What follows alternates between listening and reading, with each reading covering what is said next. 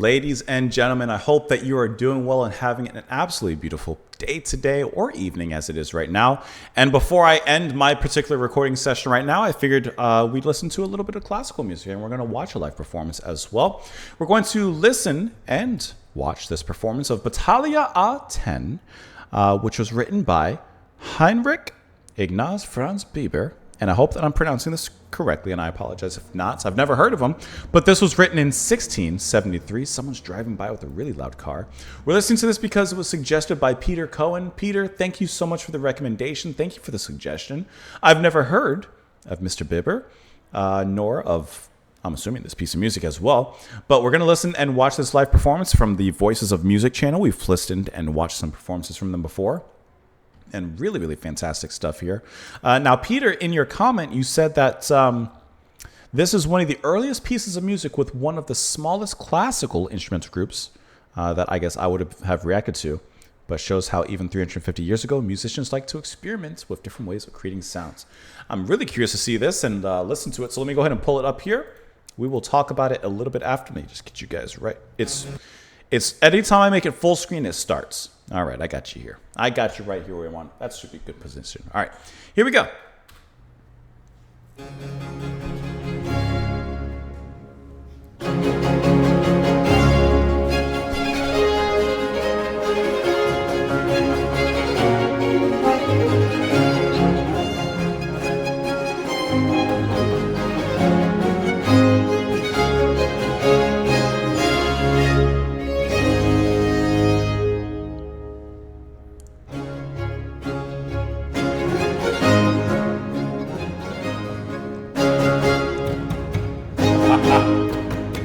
That's awesome.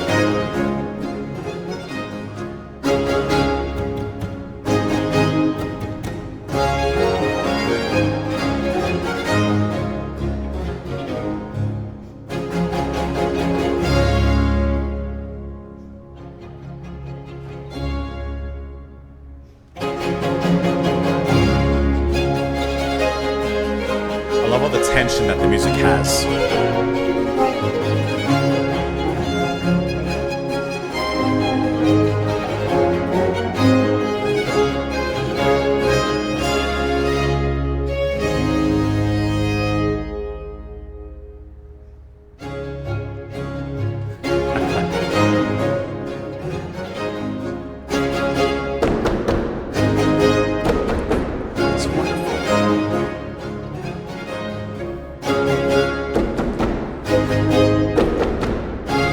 I love how everyone smiles at that moment as well.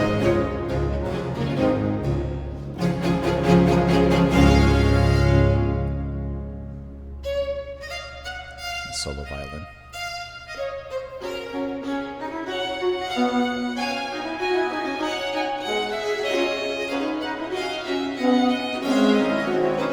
Love how they all subsequently joined there.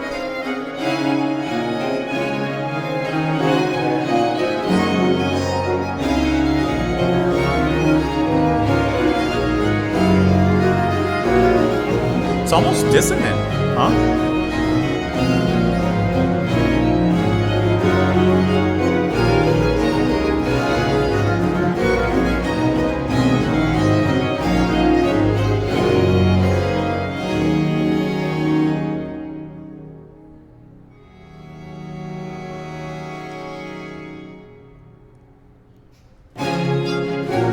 It must be really hard to play off like that. Even harder.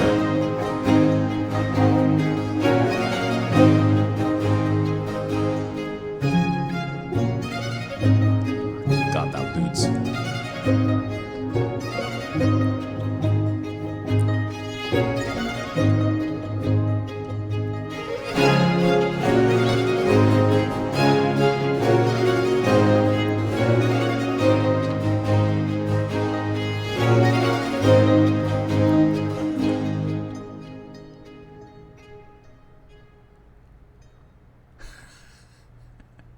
There's so many little movements to this piece.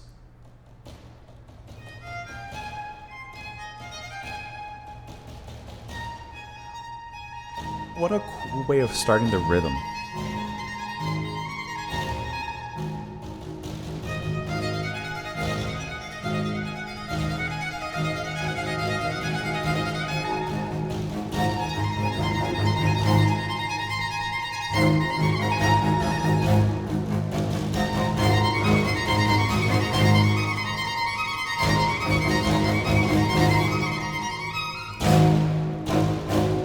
allowing those strings to be loose and to reverberate.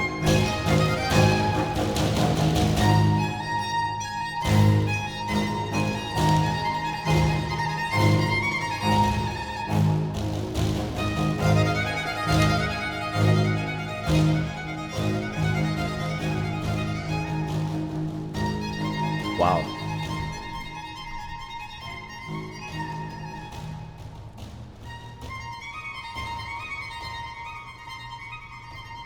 Like how she maintains that throughout the drama of the other instrumentalists there.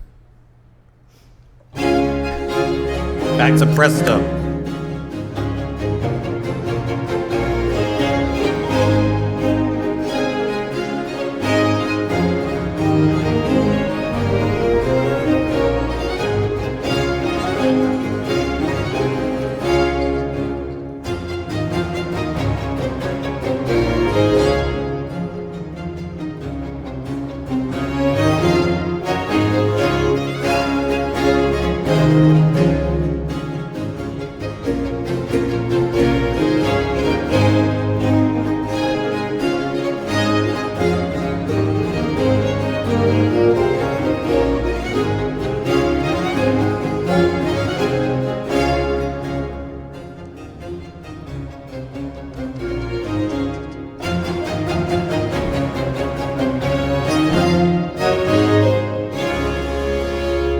These are all like kind of classical punk songs because of how quick and sometimes aggressive they are. And experimental.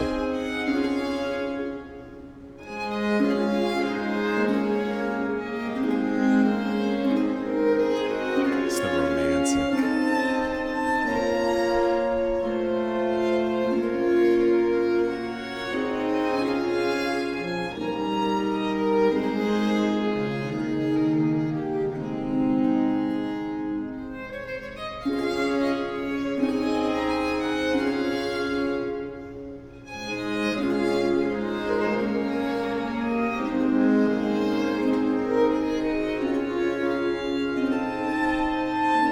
Love those calm strums from the lute.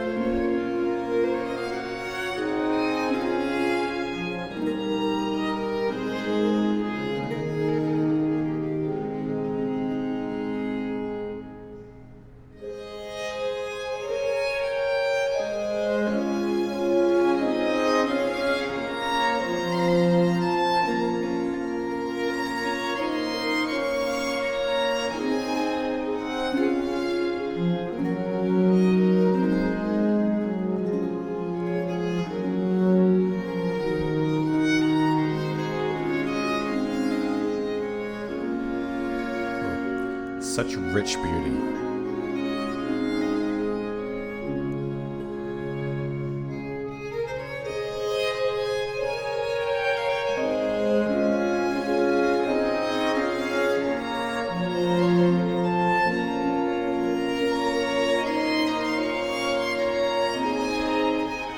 It's a sweet melody.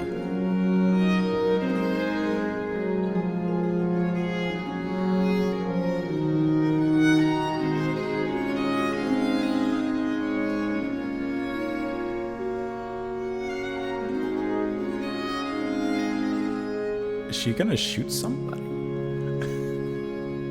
She's rifle aiming.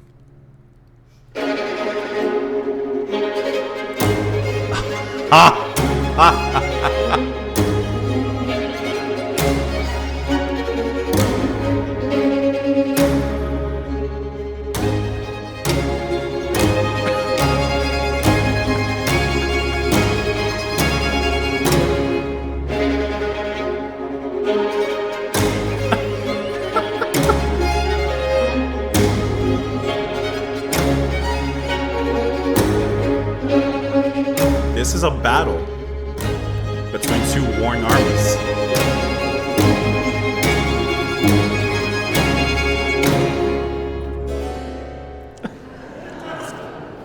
What's... Hold on. Did they shoot the lament? There's...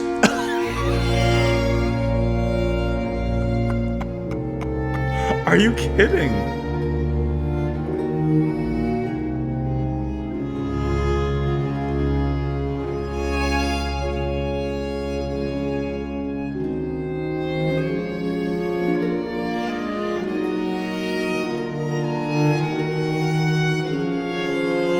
is incredible.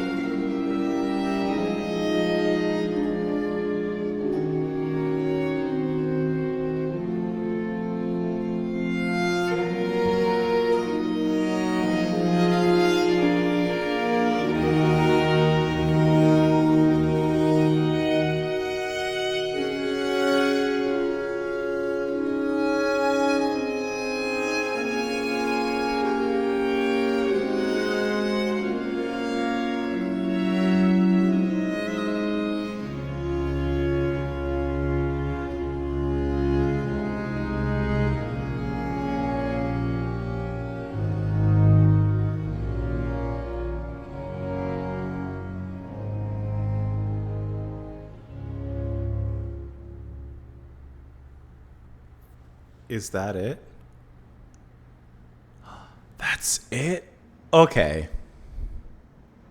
Okay.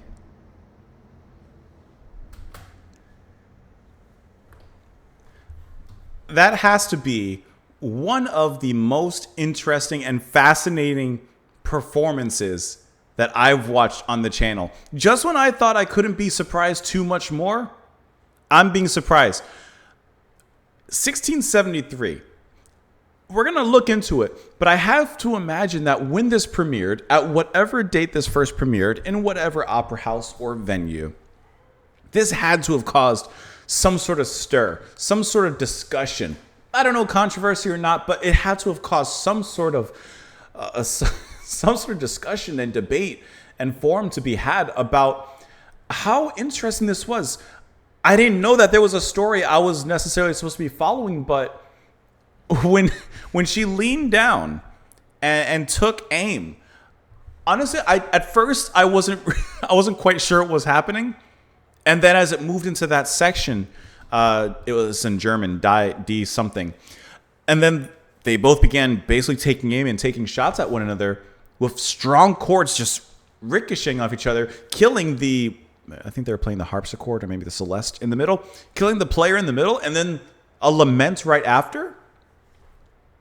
Either there was a story happening throughout these movements, these very quick movements, or this was a way of breaking the fourth wall. You had a lot of things like that from, the members stomping their feet and strumming the chords and hitting them at certain moments, of course, which is very, very modern, or like that fourth wall break when they laugh.